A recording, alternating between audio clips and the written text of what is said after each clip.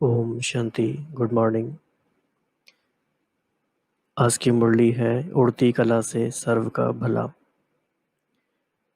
बाबा ने समय समय पर हमें समय के बारे में काफ़ी गहरे इशारे दिए हैं।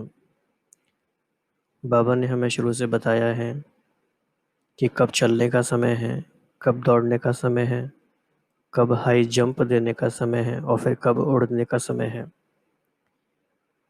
तो जैसे जैसे समय नज़दीक आता जा रहा है और समय कम होता जा रहा है, तो ना तो चलने से काम चलेगा, चलने के दिन तो चले गए।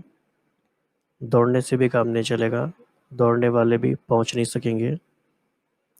और जंप लगाने से भी काम नहीं चलेगा। अब तो उड़ने का समय है, उड़ती कला का समय है। लेकिन उड़ती कला आखिर है क्या और उड़ती कला से क्या होता है, बाबा ने इसके बारे में आज हमें बताया है। तो आज की मुरली का जो सेंट्रल आइडिया है या जो मेन थीम है वो है उड़ती कला की स्थिति। उड़ती कला का संबंध फरिश्ता स्थिति से भी है और जो अंतिम स्टेज है साक्षात्कार कराने वाली, उससे भी है। तो बाबा ने काफ़ी गहरी गहरी बातों को टच किया है इसमें। तो सबसे पहले हम देखेंगे कि उड़ती कला की 5 बातें क्या हैं। उड़ती कला आखिर है क्या।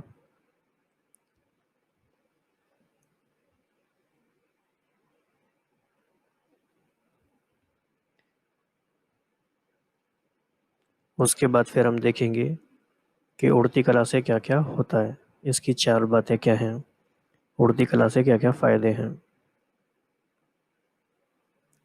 फिर बाबा ने बताया है कि अंतिम समय का जो दृश्य होगा वो कैसा होगा और उसकी हमें क्या क्या तैयारी करनी है। तो उसमें 6 बातें हम देखेंगे अंतिम समय के बारे में।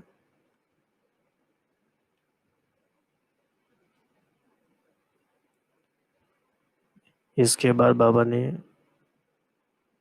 बहुत काल के हिसाब के बारे में भी बताया है। बाबा ने आज विशेष तौर पे यूके के ग्रुप से काफ़ी इम्पोर्टेंट मीटिंग की है और ये बहुत ध्यान से समझने वाली मीटिंग है।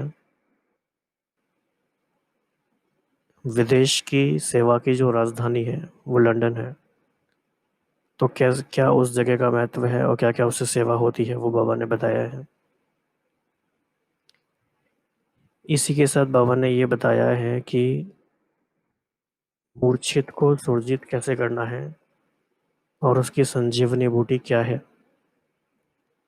क्या ये संजीवनी बूटी हमारे पास है, क्या हम मूर्छित को सुरजित कर सकते हैं। तो ये भी कला हम बाबा से सीखेंगे। तो बाबा ने पूछा भी है, संजीवनी बूटी सभी के पास है, तो अन्य आत्माओं को ट्रांसफॉर्मेशन करने की टेक्निक क्या है वो आज देखेंगे।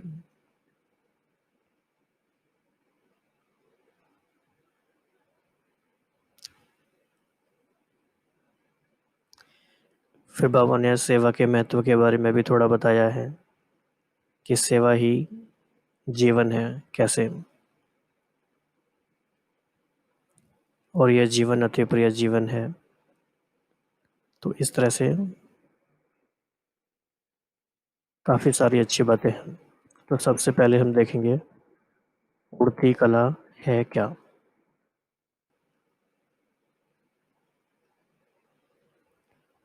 तो उड़ती कला ही कर्मातीत स्थिति को प्राप्त करने की स्थिति है। उड़ती कला ही कर्मातीत स्थिति को प्राप्त करने की स्थिति है। और उड़ती कला ही देह में रहते, देह से न्यारी, सदा बाप और सेवा में प्यारेपन की स्थिति है।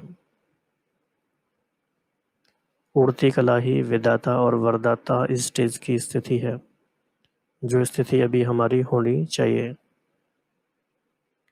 और उड़ती कला ही चलते फिरते फरिश्ता व देवता दोनों रूपों का साक्षात्कार कराने वाली स्थिति है। तो दोनों ही बातें इसमें आ गई। फरिश्ता और जो इष्ट देवी देवता होते हैं वो भी उड़ती कला के आधार से ही साक्षात्कार करेंगे। और लास्ट पॉइंट है, उड़ती कला ही सर्व का भला कराने वाली स्थिति है। तो हम सब उड़ती कला में हैं, ये हमें चेक भी करते जाना है। तो उड़ती कला के बारे में बाबा ने आज क्या क्या कहा वो हम देखेंगे। बाबा ने पूछा, उड़ती कला है? उड़ती कला होना अर्थात सर्व का भला होना। जब सभी बच्चों की एक रस उड़ती कला बन जाएगी तो सर्व का भला अर्थात परिवर्तन का कार्य संपन्न हो जाएगा। तो यहाँ पे इम्पोर्टेंट बात है कि सभी बच्चों की एक रस उड़ती कला।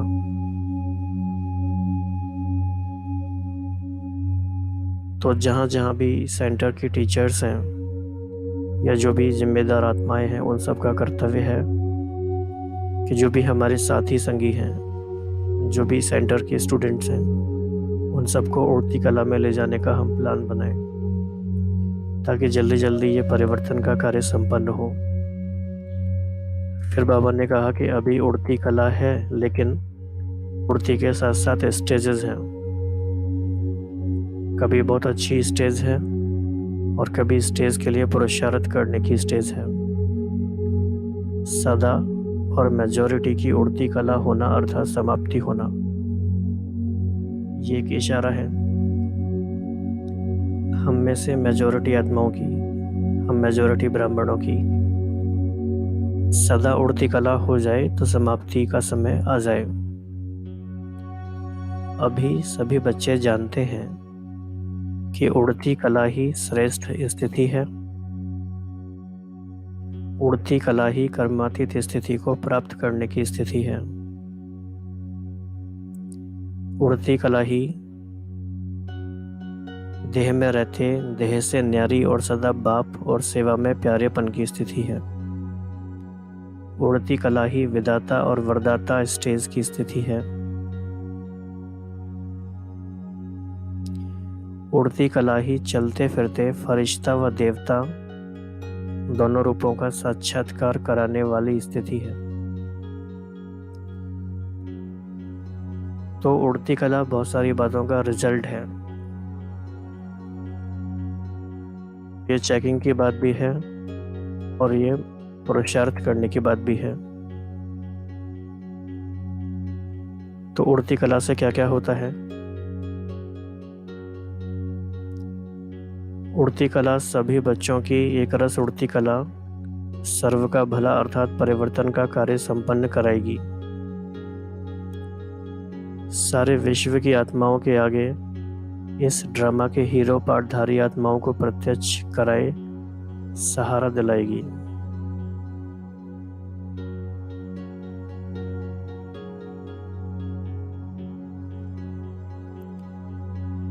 उड़ती कला सर्व आत्माओं को भिखारीपन से छुड़ाए बाप के वर्ष के अधिकारी बनाएगी।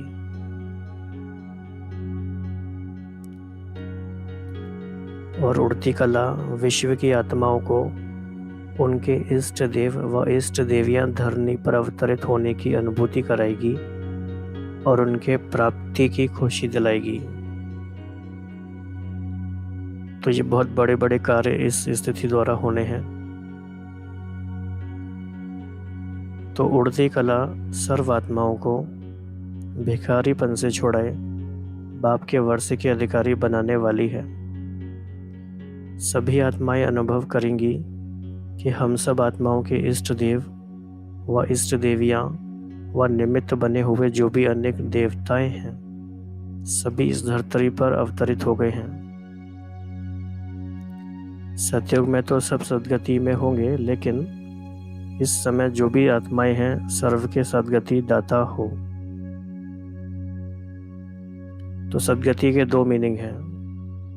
हम जब सतयुग में होते हैं तो वो भी सद्गति कही जाती है, और इस समय सभी आत्माओं को जो मुक्ति धाम भेजेंगे वो भी, उसके भी हम निमित्त सद्गति दाता हैं।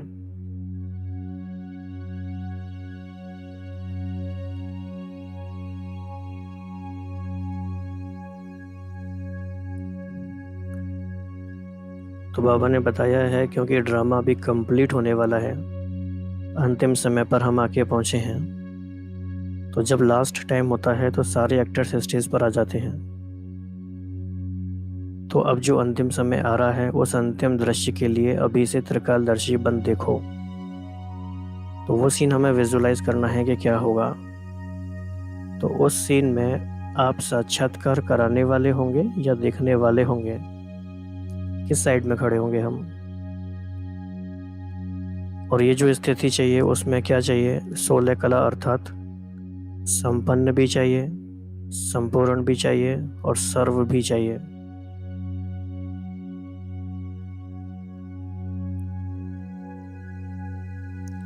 किन बातों में संपन्न है, किस बात में संपूर्ण है और सर्व में कौन कौन सी बातें आती हैं, ये सब बाबा ने बताया है।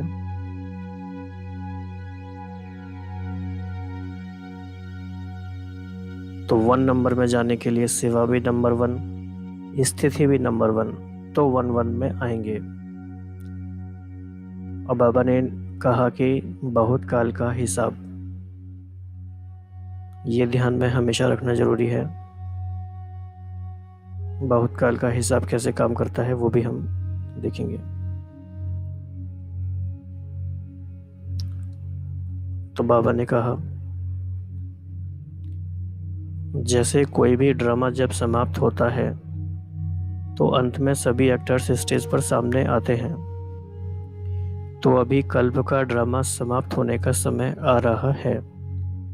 सारे विश्व की आत्माओं को, चाहे स्वप्न में, चाहे एक सेकंड की झलक में, चाहे प्रत्यक्षता के चारों ओर के आवाज द्वारा, यह साक्षात्कार जरूर होना है कि इस ड्रामा के हीरो पार्टधारी स्टेज पर प्रत्यक्ष हो गए। अब ये काफ़ी इम्पोर्टेंट लाइन है, इसमें कुछ बातों पे फोकस करना है। 3 तरीके से ये साक्षात्कार हो सकता है, चाहे स्वप्न में, चाहे एक सेकंड की झलक में, चाहे प्रत्यक्षता के चारों ओर के आवाज द्वारा। तो ये हमें जरूर समझना है कि साक्षात्कार होने का क्या मीनिंग है। साक्षात्कार होने का मतलब है कि उनको ये समझ में आ जाएगा, दे विल रियलाइज इट। तो चाहे स्वप्न में हो, चाहे एक सेकंड की झलक से हो, चाहे चारों ओर की आवाज द्वारा हो, क्या होगा कि इस ड्रामा के हीरो पार्टधारी स्टेज पर प्रत्यक्ष हो गए, धरती के सितारे धरती पर प्रत्यक्ष हो गए। और क्या होगा, सभी अपने अपने इष्ट देव को प्राप्त कर बहुत खुश होंगे, उनको सहारा मिलेगा। तो ये है लास्ट की सीन का कुछ झलकियां। तो बाबा पूछ रहे हैं कि आप सभी हो या कोई कोई है, गोल्डन जुबली वाले हैं। तो जब फाइनल दृश्य होगा उसमें तो आप साक्षात्कार कराने वाले होंगे या देखने वाले होंगे, क्या होंगे।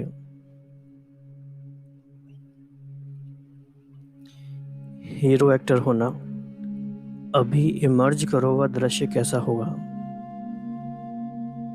इस अंतिम दृश्य के लिए अभी से त्रिकालदर्शी बन के देखो कि कैसा सुंदर दृश्य होगा और कितने सुंदर हम होंगे।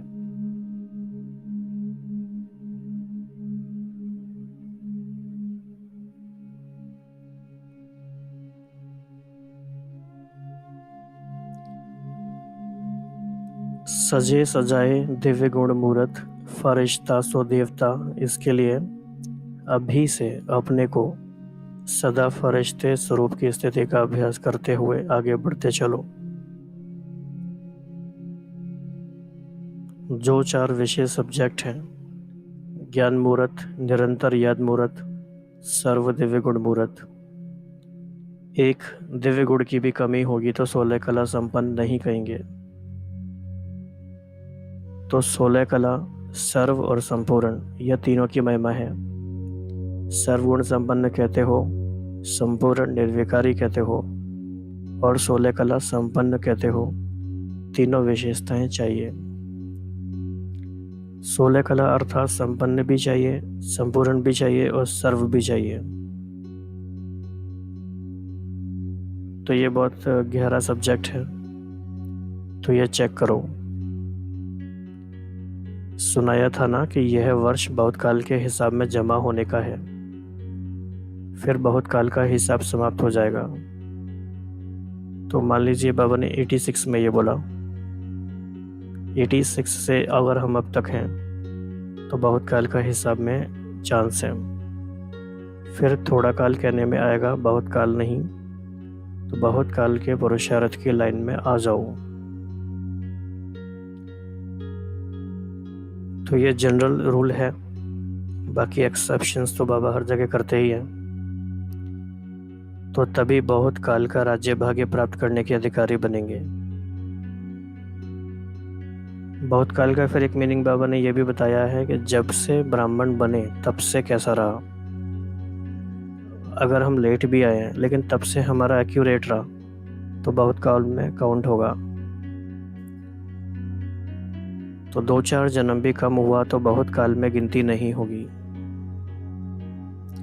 पहला जन्म हो और पहला प्रकृति का श्रेष्ठ सुख हो, 1-1-1 हो, सब में 1 हो, उसके लिए क्या करना पड़ेगा? सेवा भी नंबर 1, स्थिति भी नंबर 1, तब तो 1-1 में आएंगे ना। तो सत्युग के आदि में आने वाले नंबर 1 आत्मा के साथ पार्ट बजाने वाले और नंबर 1 जन्म में पार्ट बजाने वाले तो संवत भी आरंभ आप करेंगे। तो पहले जन्म वाले ही पहली तारीख, पहला मास, पहला संवत शुरू करेंगे। तो उसके लिए कितनी तैयारी करनी पड़ेगी?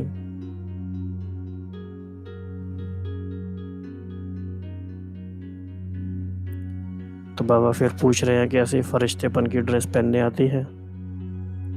क्या मीनिंग है ड्रेस का, ये बहुत ध्यान से समझना है। ये कोई स्थूल वस्त्र तो है नहीं। स्मृति और स्वरूप बनना अर्थात फरिश्ता ड्रेस धारण करना, इस पे डबल ट्रिपल अंडरलाइन करना है।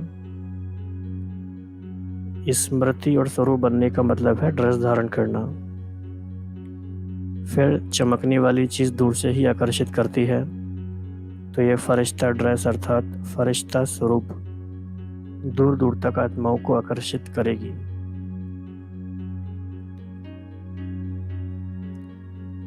तो अभी तक हमने समझा उड़ती कला क्या है और उससे क्या क्या फायदे हैं हमें भी और सारे संसार को भी,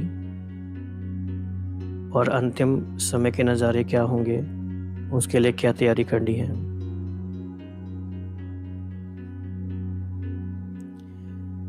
क्योंकि अंतिम समय की बात हो ही रही है तो इसमें विदेशी सेवाधारियों का क्या रोल होगा वो भी समझना जरूरी है। तो बाबा ने उनसे विशेष बात की है। बाबा ने कहा इंग्लैंड को एक्चुअली कहते हैं यूनाइटेड किंगडम। तो यूनाइटेड का क्या क्या मीनिंग बाबा ने आज बताया है वो काफ़ी इंटरेस्टिंग है। सभी को यूनाइट करने वाली किंगडम है। सभी को यूनाइट करने वाली मतलब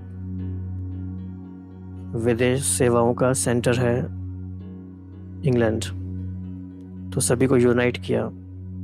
दूसरा आत्मा और परमात्मा को भी मिलाया, उनको भी यूनाइट किया,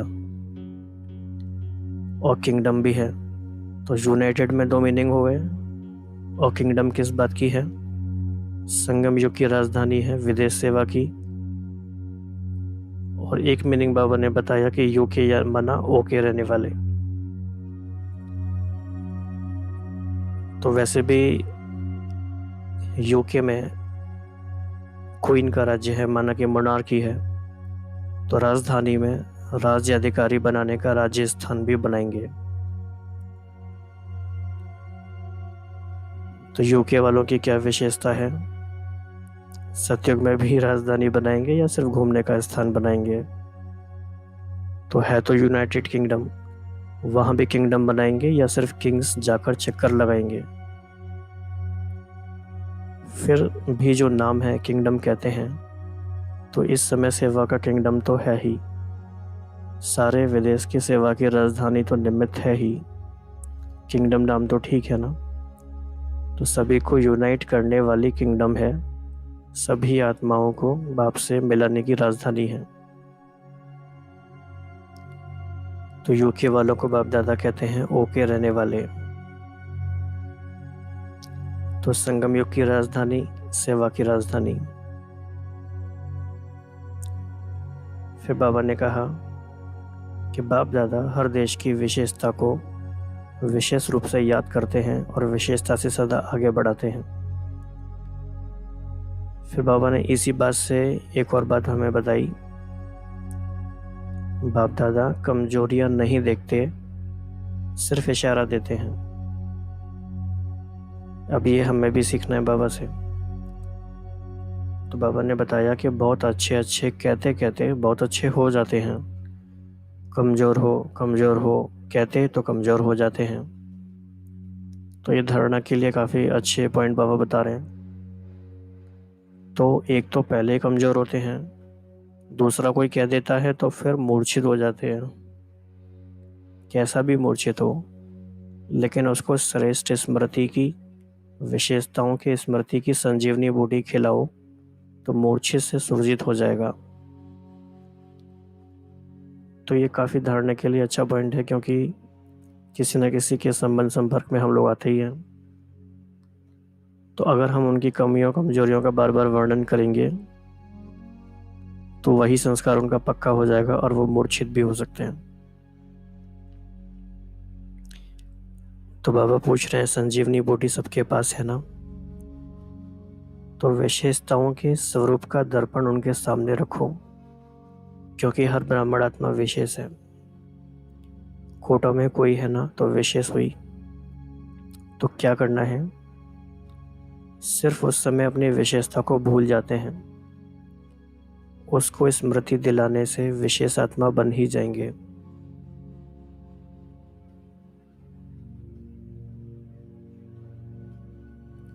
और जितनी विशेषता का वर्णन करेंगे तो उसको स्वयं ही अपनी कमजोरी और ही ज़्यादा स्पष्ट अनुभव होगी। आपको कराने की ज़रूरत नहीं होगी। अगर आप किसी को कमजोरी सुनाएंगे तो वह छिपाएंगे, टाल देंगे, मैं ऐसा नहीं हूँ। आप विशेषता सुनाओ। जब तक कमजोरी स्वयं ही अनुभव ना करें तब तक परिवर्तन नहीं कर सकते। तो हम विशेषता उनकी सुनाते रहेंगे तो आखिर उन्हें रियलाइजेशन होगी। लेकिन हमें ये करना सब जेन्युइनली है, ऊपर ऊपर से नहीं करना है। तो यहाँ तक कि बाबा ने कहा कि चाहे 50 वर्ष आप मेहनत करते रहो, इसीलिए इस संजीवनी बूटी से मूर्छित को भी सुरजीत कर उड़ते चलो और उड़ाते चलो। फिर विदेश सेवा में जितने भी लोग गए हैं दूर दूर तक, बाबा ने कहा ज्ञान गंगाएं जितना दूर दूर बहती हैं उतना अच्छा है।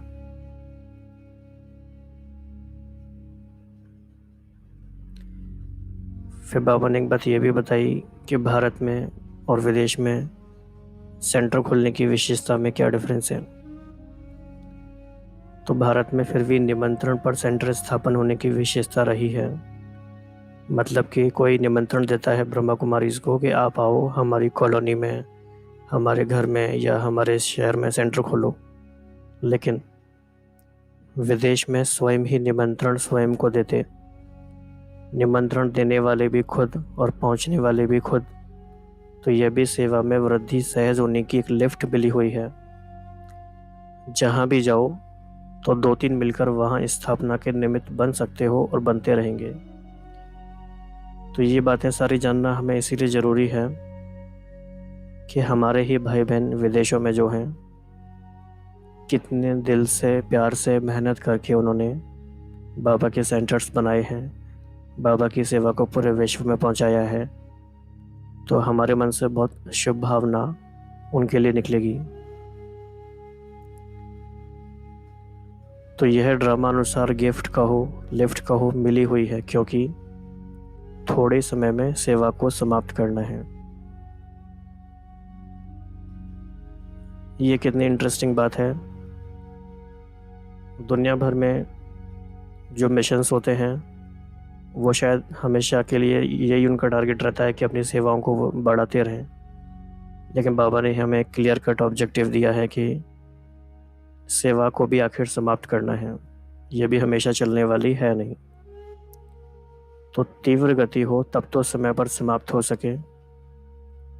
भारत की विधि और विदेश की विधि में अंतर है, इसीलिए विदेश में जल्दी वृद्धि हो रही है और होती रहेगी।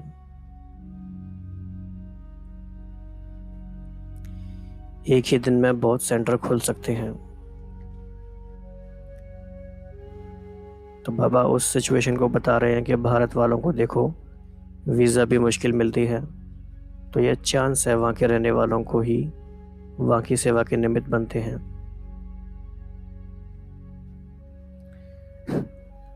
और एक बात यह भी है कि जैसे लास्ट सो फास्ट जाने का चांस है, वैसे सेवा का चांस भी फास्ट मिला हुआ है। इसीलिए उलाहना नहीं दे सकते कि हम पीछे आए। पीछे आने वालों को फास्ट जाने का चांस भी विशेष है, इसीलिए हर एक सेवाधारी है। तो ये भी बहुत अच्छा प्रश्न पूछा बाबा ने कि सभी सेवाधारी हो या सेंटर पर रहने वाले सेवाधारी हैं। कहाँ भी हैं, सेवा के बिना चैन नहीं हो सकती। सेवा ही चैन की निद्रा है। कहते हैं चैन से सोना यही जीवन है, तो सेवा ही चैन की निद्रा कहो, सोना कहो। सेवा नहीं तो चैन की नींद नहीं। सुनाया ना, सेवा सिर्फ वाणी की नहीं, हर सेकंड सेवा है, हर संकल्प में सेवा है। कोई भी ये नहीं कह सकता कि सेवा का चांस नहीं है। बीमार है तो भी मनसा सेवा, वायुमंडल बनाने की सेवा, वाइब्रेशन फैलाने की सेवा तो कर ही सकते हैं। कोई भी प्रकार की सेवा करो, लेकिन सेवा में ही रहना है। सेवा ही जीवन है। ब्राह्मण का अर्थ ही है सेवाधारी।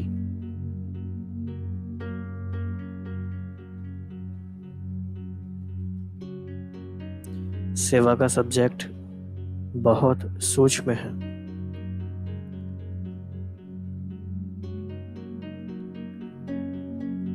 तो सदा उड़ती कला, सर्व का भला स्थिति में स्थित रहने वाले, सदा स्वयं को फरिश्ता अनुभव करने वाले, सदा विश्व के आगे इष्ट रूप देव में, इष्ट देव रूप में प्रत्यक्ष होने वाले देवात्माएं, सदा स्वयं को विशेष आत्मा समझ औरों को भी विशेषता का अनुभव कराने वाले विशेष आत्माओं को बाप दादा का याद, प्यार और नमस्ते। हम सभी बच्चों का उड़ती कला में ले जाने वाले बाबा को, बाप दादा को धन्यवाद और नमस्ते। फिर बाबा ने पार्टियों से मुलाकात में कहा कि कर्मयोगी जीवन अर्थात हर कार्य करते याद की यात्रा में सदा रहो और स्वयं के साथ साथ विश्व की जिम्मेवारी सभी के ऊपर है। और यही जीवन, कर्मयोगी जीवन, अति प्रिय जीवन है। और एक और समझने वाली बात है कि सेवा का चांस अभी ही मिलता है, फिर यह चांस समाप्त हो जाता है। और आज का वरदान है, बाप की छत्र छाया के अनुभव द्वारा विघ्न विनाशक की डिग्री लेने वाले अनुभवी मूर्त भव। तो जहां बाप साथ है वहां कोई कुछ भी नहीं कर सकता। ये साथ का अनुभवी छत्र छाया बन जाता है। बाप दादा बच्चों की सदा रक्षा करते ही हैं। पेपर आते हैं आप लोगों को अनुभवी बनाने के लिए, इसलिए सदैव समझना चाहिए कि ये पेपर क्लास आगे बढ़ाने के लिए आ रहे हैं। इससे ही सदा के लिए विघ्न विनाशक की डिग्री और अनुभवी मूर्त बनने का वरदान मिल जाएगा। यदि अभी कोई थोड़ा शोर करते हैं व विघ्न डालते हैं तो धीरे धीरे ठंडे हो जाएंगे। और स्लोगन है, जो समय पर सहयोगी बनते हैं उन्हें एक का पदम गुणा फल मिल जाता है।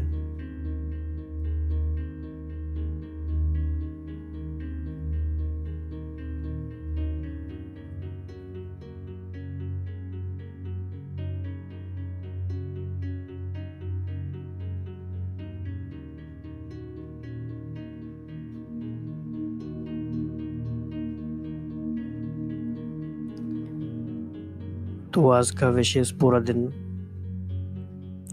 उड़ती कला के बारे में ही चिंतन करेंगे, पहले मनन करेंगे, उड़ती कला का ही अभ्यास करेंगे, उड़ती कला का ही अनुभव करेंगे और अनुभव कराएंगे। तो जैसा लक्ष्य रखेंगे पूरा दिन वैसी स्थिति बनाने में मदद मिलेगी।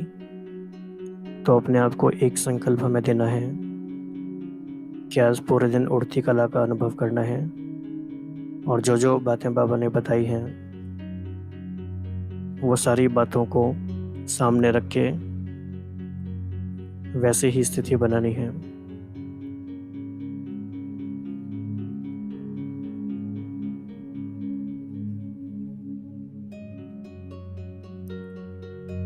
तो अभी 2 मिनट साइलेंस में बैठ के अपने पूरे दिन की प्लानिंग करेंगे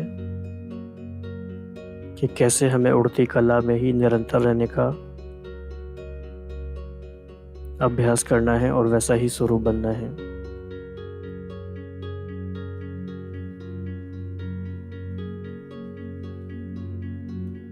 अच्छा, ओम शांति।